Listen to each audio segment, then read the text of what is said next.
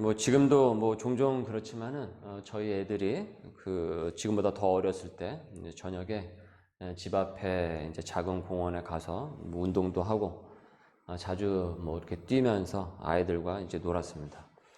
이렇게 같이 놀다가 또 뭐 애들은 자기들 놀고 싶은 거 하고 또 그러다가 뭐 저는 또 그 반대편 쪽에서 이제 저 운동할 거 하고 그렇게 노는데, 그때 이제 저희 둘째가 이제 간 4살 정도 되었을 때인데, 우리 둘째 성민이가 놀면서 사용하는 그 기구하고 제가 운동하기 위해서 사용하는 그 기구가 이제 끝과 이제 끝에 이렇게 있었습니다.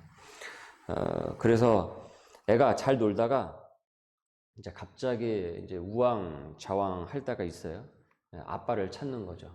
이렇게 아까 전만 해도 같이 있었는데 이제 아빠는 저쪽에서 운동을 하고 있고 자기는 여기서 정신없이 놀다가 이제 정신을 차리고 이제 주변을 두리번거리는데 이제 아빠가 이제 사라진 거예요. 그러면서 이제 주변을 이제 얘가 막 이렇게 막 돌아다닙니다. 거기 공원 주변을. 이제 저는 재밌게 이제 슬쩍 그 멀리서 이렇게 지켜 보죠.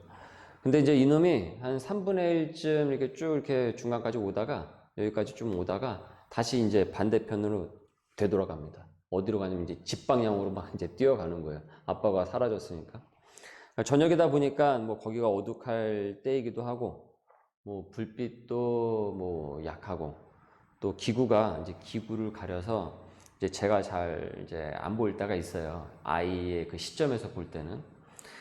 그러니까 같이 있던 아빠가 안 보이니까 뭐 이제 당황하니까 이제 뭐 이제 그 뛰어가는 거죠.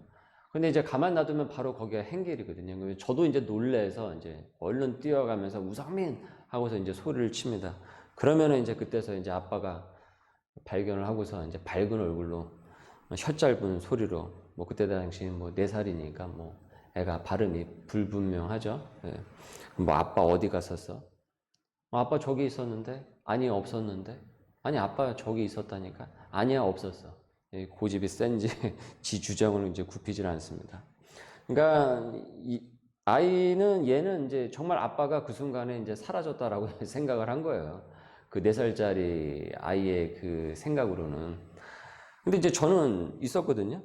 그러니까 성민이한테는 이제 그렇게 느껴졌었던 것이죠. 여러분, 정상적인 앱이라고 한다면은 4살짜리 아이를 데리고 밖으로 나가고서는 그 애를 두고 어디를 가겠습니까? 당연히 그 자리에 지키고 있을 수밖에 없는 거죠. 예. 근데 이제 애는 그걸 모르는 거죠. 아직 어리니까. 아직 덜 성숙을 했으니까. 그런데 이제 저 누나인 하은이는 압니다. 예. 하은이는 금세 두리번 거리면서 이제 저를 찾아요. 절대 반대 방향으로 가지도 않습니다. 왜 그렇겠습니까? 아빠가 나를 두고 절대 그 장소를 벗어날 리가 없다라는 것을 이 첫째는 아는 거예요. 한 5살이 이제 더 많으니까. 그러니까 우리 아이의 이 예를 들어서 제가 말씀을 드렸지만은 아빠는 어떻습니까? 아이들 그 옆에 항상 그 자리에 있었어요. 예. 함께 아이들이 노는 그 장소에 같이 있었어요. 그런데 이제 벌어진 상황이 그렇다 보니까 아이의 생각으로는 이제 당황해가지고 이제 없는 것처럼 느껴졌던 것이죠. 교인들도 평소에는 무탈할 때는 하나님께서 내 인생을 인도해 주실 거야. 하나님은 나와 함께 하셔. 라고 이렇게 고백을 합니다. 하지만 상황이 급박하게 돌아가고 뭐 어떤 뭐 언덕배기들이 계속 이렇게 나타나고 살다 보면은 뭐 그러다 보면은 뭐 하나님을 잊을 때가 있어요. 그러면 이제 성토를 하죠. 하나님 어디 계십니까? 하나님 살아 계십니까? 왜 하나님 내 기도 안 들어주시는 것입니까? 하나님 없는 것 아닌가? 오늘 시편 말씀을 우리가 함께 같이 봉독을 했는데 여러분 오늘 시편 말씀도 사실은 그런 경우라고 볼 수가 있습니다. 1절서부터 8절까지는 과거에 하나님께서 우리 믿는 유다 백성들을 돌보시고 그래서 주변 강대국들로부터 이 우리를 보호해 주시고 그래서 그들을 이기게 하셨다라는 신앙 고백이에요. 1절 말씀을 여러분 보십시오. 하나님이여 주께서 우리 조상들의 날 곧 옛날에 행하신 일을 그들이 우리에게 일러주매 우리가 우리 귀로 들었나이다. 하나님께서 예전에 행하신 그 기적과 이적을 우리가 다 들어서 익히 알고 있습니다. 2절 주께서 주의 손으로 뭇 백성을 내쫓으시고 우리 조상들을 이 땅에 뿌리 박게 하시며 주께서 다른 민족들은 고달프게 하시고 우리 조상들은 번성하게 하셨습니다. 그러니까 우리를 이렇게 축복을 해주셔서 이 땅에서 번성케 해주셨습니다. 감사드립니다. 라고 고백을 하고 있어요. 그리고 6절을 보십시오. 나는 내 활을 의지하지 아니할 것이라. 내 칼이 나를 구원하지 못하리이다. 오직 주께서 우리를 우리 원수들에게서 구원하시고 우리를 미워하는 자로 수치를 당하게 하셨나이다. 우리가 종일 하나님을 자랑하였나이다. 우리는 하나님의 이름에 영원히 감사하리이다. 6절에 우리는 활과 칼을 믿지 않고 내 능력과 내 재능만을 믿지 않는다. 그러니까 이것이 나의 구원이 될 수 없음을 고백을 하고 있어요. 그리고 이어 하나님이 오직 우리 하나님만이 우리를 원수에게서 구원하시고 수치를 당하게 하지 않았다라고 전하고 있습니다. 그렇기 때문에 이와 같은 그 역사가 자신들의 우리의 삶 가운데서 우리의 유대 역사 가운데서 일어났기 때문에 그래서 8절에 무엇이라고 고백을 하고 있습니까? 하나님을 자랑했다라고 그러죠. 봐라, 우리가 믿는 하나님은 바로 이런 하나님이다 라고 하면서 열방의 하나님을 자랑했다라는 것이에요. 우린 이런 하나님을 믿고 하나님께서는 우리와 함께 하시며 우린 이런 하나님을 절대적으로 신뢰를 한다. 하나님께서 우리와 함께 하심을 믿는다. 얼마나 믿음이 지금 여기까지 보면 충만합니까? 차고 넘치죠. 아주 분위기가 좋습니다. 은혜가 충만해요. 그런데 그 이후부터는 어떻습니까? 분위기가 급작스럽게 바뀌고 있어요. 바로 여기까지는 그렇게 하나님의 이름을 찬양하고 자랑한다고 하면서 열방에 자랑한다고 했던 이들의 그 입술에서 이제는 어떤 얘기가 나오기 시작을 합니까? 하나님이 있는 건 맞는가? 아니, 하나님이 계시다고 한다면 어떻게 이런 일이 벌어질 수가 있는가? 어떻게 지금 이럴 수가 있는가? 하나님 어디 계신 건가? 하나님 여기 계신 것이 맞는가? 마치 아이가 아빠랑 손잡고 놀러 갈 때는 신나게 아빠를 믿지만은 정신없이 놀다가 두리번거렸는데 아빠가 눈에 안 보이니까 아빠가 나 버리고 갔다라고 속단을 하듯이 지금 이 시편에서 나와 있는 이 분위기가 얼핏 그런 분위기가 쭉 비춰지고 있단 말이죠. 9절을 보십시오. 자, 이제 무엇이라고 얘기하고 있습니까? 그러나 이제는 아까까지는 그랬는데 이제는 주께서 우리를 버려 욕을 당하게 하시고 우리 군대와 함께 나아가지 아니하시나이다. 주께서 우리를 대적들에게서 돌아서게 하시니 우리를 미워하는 자가 자기를 위하여 탈취하였나이다. 주께서 우리를 잡아먹힐 양처럼 그들에게 넘겨주시고 여러 민족 중에 우리를 흩으셨나이다.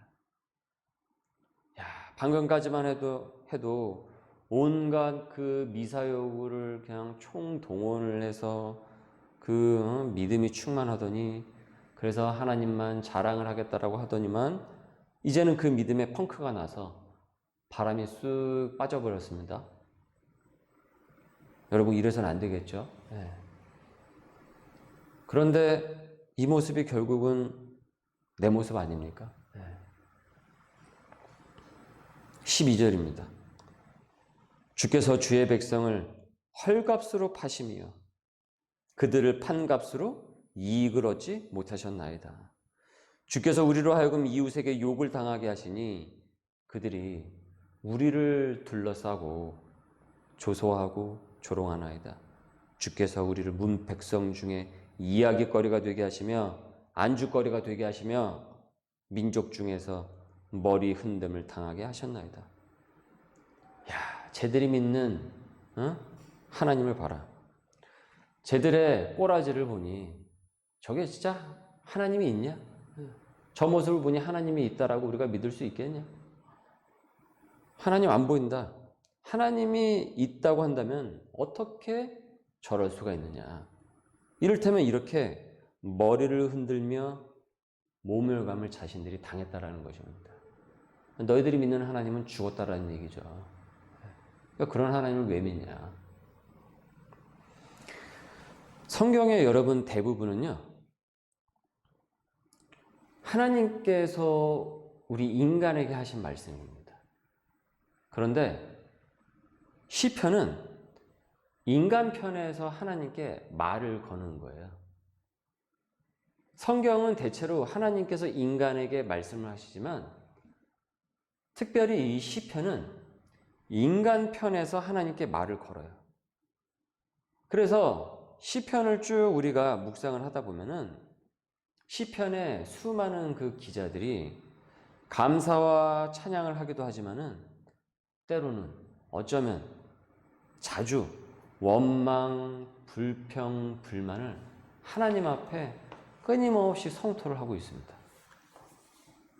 그래서 우리가요, 시편을 이렇게 쭉 묵상하다 보지 않습니까?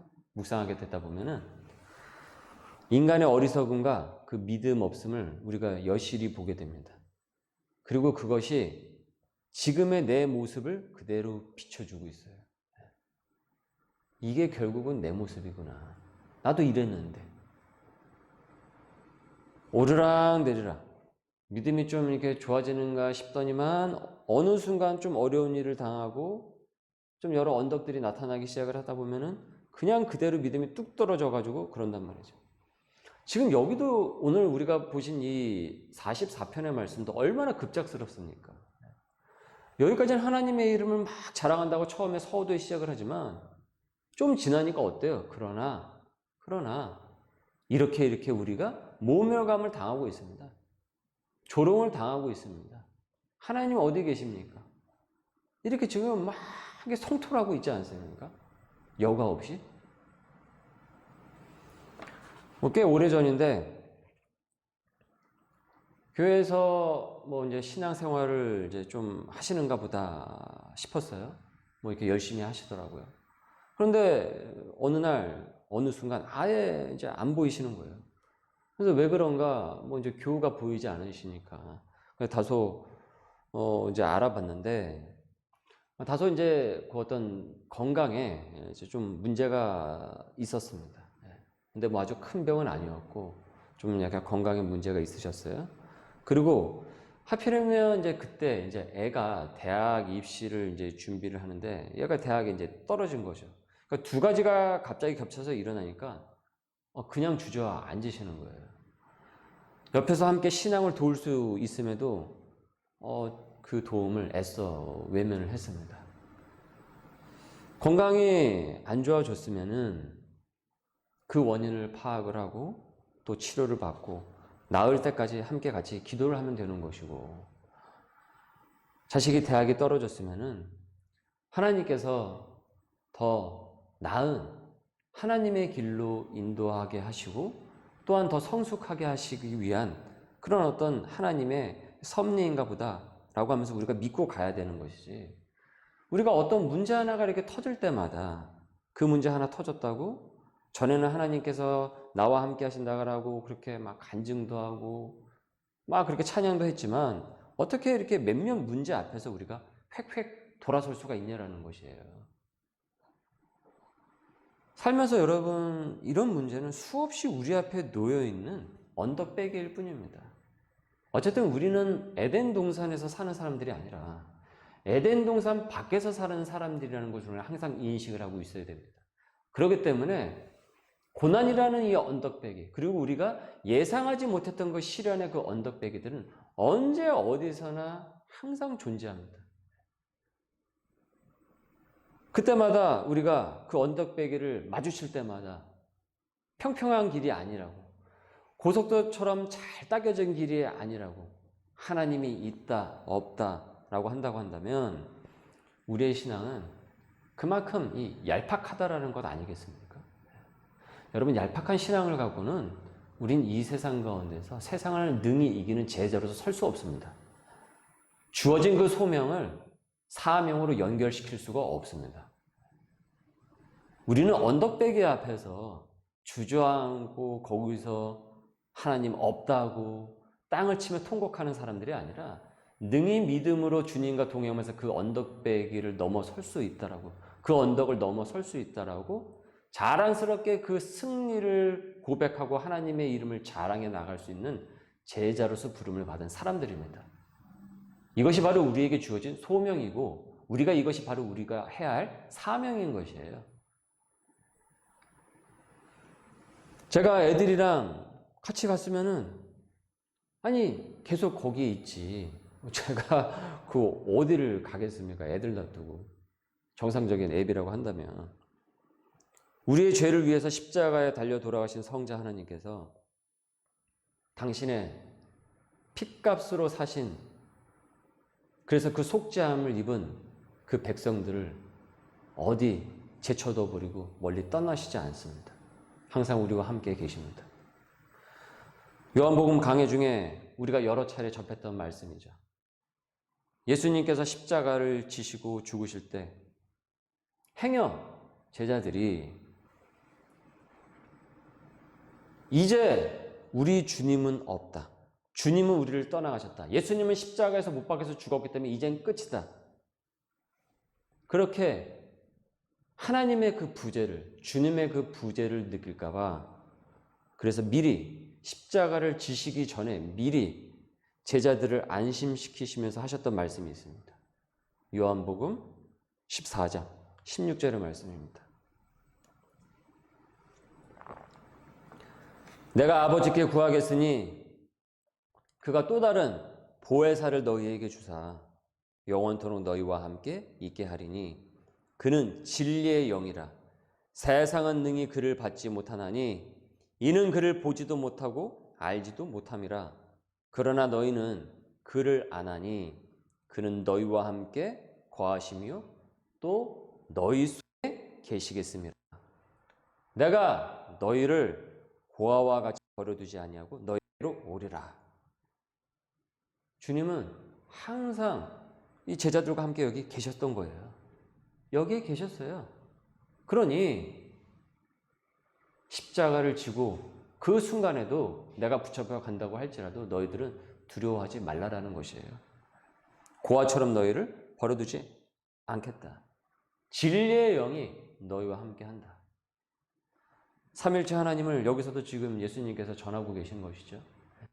언제나 우리와 동행하시는 그 하나님을. 내가 상황에 정신이 팔리니까 그 상황에 내가 묻혀버리니까 하나님이 계신 것을 잊어버린 것이지 하나님은 항상 그 자리에 계셨던 것입니다. 언제나. 지금의 이 시편 기자가 그랬던 것입니다. 이제 하나님 없는 것 아니냐. 아니 어떻게 하나님이 계시다고 한다면 이럴 수가 있는가. 어떻게 이런 수욕과 모욕을 당하도록 지켜보면 보실 수가 있는가. 그러나 다시 이 시편 기자는 하나님께서 여기 나와 이 자리에 함께 계시다라는 것을 이내 깨닫습니다. 하나님이 부재 중이시지 않다라는 것을 깨닫습니다. 그리고는 다시 주님을 찾아요. 26절입니다. 일어나 우리를 도우소서. 주의 인자하심으로 말미암아 우리를 구원하소서. 일어나 우리를 도우소서. 주의 인자하심으로 말미암아 우리를 구원하소서. 요한복음 13장 1절. 세상에 있는 자기 사람들을 사랑하시되 끝까지 사랑하시니라. 우리가 하나님의 진실된 그 백성이라고 한다면은 하나님께서 우리를 향한 그 애정은 여러분 변치 않습니다. 하나님은 우리를 떠나가시지 않습니다. 부재 중이시지 않습니다. 우리는 변해도 주님은 변하지 않기 때문에 그렇습니다. 아무리 자식 새끼가 사고를 쳐도 그 자식을 향한 그 부모의 사랑과 그 애정은 변하지 않습니다. 마찬가지입니다. 우리를 향한 하나님의 그 사랑은 변함이 없고 애정 전선에도 전혀 변함이 없습니다. 항상 우리와 함께 계시고 지금 여기에 함께 계세요. 만일 이를 우리가 믿지 않으면은 이것은 우리 스스로를 버림받은 사람으로, 그래서 우리 스스로를 실패자로, 실격자로 만들어버리는 것입니다. 고린도후서 13장 5절 6절을 여러분 세 번역을 한번 보십시오. 여러분은 자기가 믿음 안에 있는지를 스스로 시험을 해보고 스스로 검증을 한번 해보십시오. 여러분은 예수 그리스도께서 여러분 안에 계시다는 것을 알지 못합니까? 모른다고 한다면은 여러분은 실격자입니다. 여러분은 실격자입니다. 모르기 때문에 실격자라는 거예요. 모르기 때문에. 그러나 나는 우리가 실격자가 아니라는 것을 여러분이 알게 되기를 바랍니다. 우린 실격자가 아니라 승리자인 줄 믿습니다. 하나님은 바로 여기에 계시다라는 거예요. 프란시스 셰퍼라는 그 철학자가 있는데 그분의 글 중에 명저로 평가받는 거기에 계시는 하나님이 있습니다. 하나님이 때때로 침묵하는 듯 보여도 그래서 우리가 하나님이 부재 중인 것처럼 우리가 느낀다고 할지라도 마음 가운데 항상 하나님은 우리를 지켜보고 계시며 언제나 하나님의 백성인 내가 있는 그 자리 거기에 계셨다라는 것입니다. 여러분 오늘 말씀의 제목이 무엇입니까? 여기에 계신 하나님이에요. 하나님께서는 여기에도 계시고 거기에도 계신 거예요. 언제나 믿는 그 사람 가운데 함께 계십니다. 이것이 바로 여러분 승리자의 고백인 것이에요. 우리는 실격자가 아니에요. 큰 교회라고 해서 그리고 뭐 작은 교회라고 해서 환경이 훨씬 더 여러 가지를 돕는다고 해서 환경이 그에 못하다고 해서 그 화려함이 없다고 해서 있고 없음에 따라서 거기는 더 계시고 여기는 조금만 계시고 거기는 온 하나님의 영이 거기에 다 계시고 여기는 발 한쪽만 여기 계시고 이런 것이 아닙니다. 아니 성경 말씀에 뭐라고 했습니까? 두세 사람이 모인 가운데 내가 너희와 함께 있느니라 라고 말씀하시지 않으셨습니까? 주님은 지금 우리 소명교회 예배에 계신 거예요. 지금 이 예배에 여러분 계시다라고 믿을 수 있으셔야 되는 거예요. 내가 지금 예배를 드리고 있는 바로 이 자리에 하나님이 계시다라는 거. 그 고백을 할 수 있다고 한다면 우리는 승리자가 되는 것이고 우리가 그 고백을 끝내는 하지 않는다고 한다면 그것은 바로 실격자가 되는 것이다. 그러나 나는 우리가 실격자가 아니라는 것을 여러분이 알게 되기를 바랍니다. 이 고린도 교회를 향해서 이 사도 바울이 이를 전하고 있지 않았습니까? 일전에 언젠지는 저도 정확하게 기억이 안 나지만 한번 그런 말씀을 드린 적이 있어요. 기억하시는 분이 계실지도 모르겠지만 제가 아버지랑 그 어렸을 때 어린이 대공원을 갔다가 잠깐 손을 놓쳐가지고 아버지를 못 찾은 적이 있습니다. 그때가 제가 이제 5살이었는데 저도 그 기억이 나요. 왜냐하면 아버지가 그 얘기를 끊임없이 저한테 이제 얘기를 하셨으니까. 그래서 제가 그 아버지 손을 이제 사람들 많다 보니까 이제 딱 놓친 거죠. 그래가지고 제가 땅바닥에 그냥 거기서 그냥 바로 주저앉아가지고 아이고 막 울면서 우리 아빠가 나 버리고 갔어요. 우리 아빠가 나 버리고 갔어요 하면서 그냥 대성통곡을 제가 했습니다. 그랬는데 그 앞에서 그 좌판 장사하시는 그 아주머니들이 그런 저를 보면서 막 깔깔대면서 막 웃으시는 거예요. 그러니까 어린 아이가 뭐 그렇게 막 대성통곡하면서 땅바닥을 막 바닥을 치면서 우리 아빠가 나 버리고 갔다고 막 우니까 아마 그 모습에 웃음이 더 이제 나왔던 걸로 제가 생각이 들어요. 그렇게 이제 막 울고 있는데 이제 갑자기 큰 손이 나타나서 이제 제 손을 이제 확 이제 잡더라고요. 아빠였습니다. 저희 아버지가 그 일이 너무나도 인상이 깊으셨나 봐요. 그래서 그 이후로 아버지가 제가 그때 그랬다고 하여튼 그 얘기를 정말 자주 하셨습니다. 아버지께서 그냥 돌아가실 때까지 자주 그 얘기를 계속 자주 꺼내셨어요. 그러니까 저도 그 사건을 제가 잊지 못하고 있는 거죠.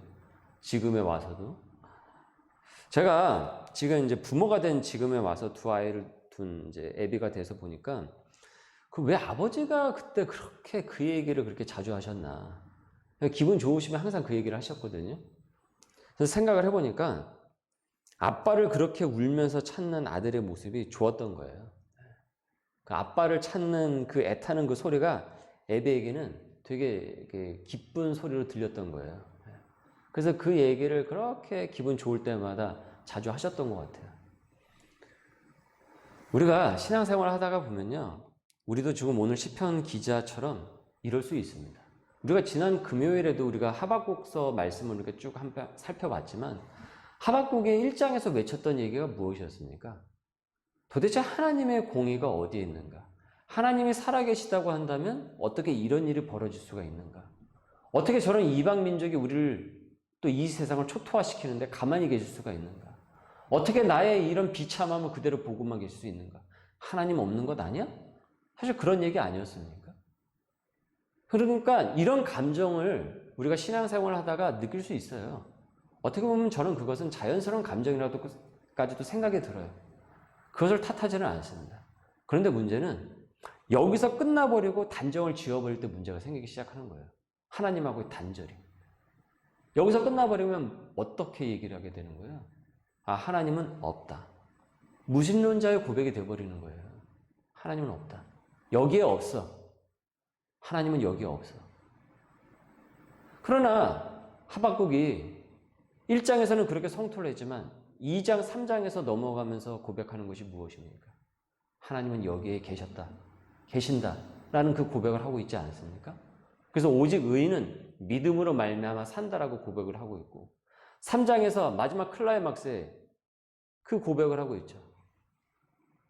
무화과 나뭇잎이 어때요? 마르고 외양간에 송아지가 없다고 할지라도 논밭에 식물이 없다고 할지라도 나는 누구로 말미암아 기뻐한다고요? 여호와로 말미암아 기뻐한다라고 그 궁극의 그 고백을 하고 있지 않습니까? 하나님께서 그 자리에 계신다라는 거예요. 그렇기 때문에 여기에 계신 그 하나님을 믿고 나는 다시 일어서겠다라는 거예요. 그것이 하박국이 전하고 있는 거예요. 그래서 의인은 믿음으로 말미암아 살아나는 것이에요. 여기에 계신 그 하나님을 믿고 있는 것이죠. 이것이 바로 승리자의 고백인 것입니다. 시편 16편 8절을 보십시오. 내가 여호와를 항상 내 앞에 모시며 그가 나의 오른쪽에 계심으로 내가 흔들리지 아니하리로다. 내가 흔들리지 아니하리로다. 하나님이 없다고 생각을 하면 흔들립니다. 그러나 하나님께서 내 오른편에 계시기 때문에 내 앞에 계시기 때문에 내가 흔들리지 않는 것이에요. 스바냐 3장 17절입니다. 너의 하나님 여호와가 너희 가운데에 계시니 그는 구원을 베푸실 전능자이시라. 그가 너로 말미암아 기쁨을 이기지 못하시며 너를 잠잠히 사랑하시며 너로 말미암아 즐거이 부르며 기뻐하시리라. 하나님께서는 지금 나와 함께 계신 줄 여러분 믿습니다. 그런 승리의 고백을 우리는 이 땅 가운데서 할 수 있어야 될 것입니다. 지금 여기 계시는 하나님을 찬양하고 자랑하는 귀한 하나님의 백성들, 소명인들이 되어서 주어진 그 사명을 끝까지 감당해 나갈 수 있기를 주님의 이름으로 소망합니다. 함께 같이 말씀에 잇대어 기도하겠습니다. 아버지 주님 감사합니다. 오늘도 저희들에게 귀한 말씀의 시간을 허락하여 주시고 여기에 계시는 그 하나님을 말씀을 통하여 깨닫게 하여 주심을 감사드립니다. 하나님은 나를 떠난 적이 없으시며 언제나 나와 이 자리에 함께 계심을 주님 믿습니다. 이런 승리의 고백을 할 수 있는 소명인들이 되게 하여 주시옵고 여러 언덕배기를 만난다고 할지라도 혼자 하나님의 부재 중이라고 느끼면서 실패자처럼 그 앞에서 주저앉는 것이 아니라 능히 주님과 동행하면서 그 언덕배기들을 능히 정복하고 넘어설 수 있도록 그래서 승리의 고백을 할 수 있도록 그래서 우리에게 주신 그 소명과 사명을 능히 감당해 나갈 수 있도록 성령 충만케 하여 주시옵소서. 감사하며 예수님의 이름으로 기도드립니다. 아멘.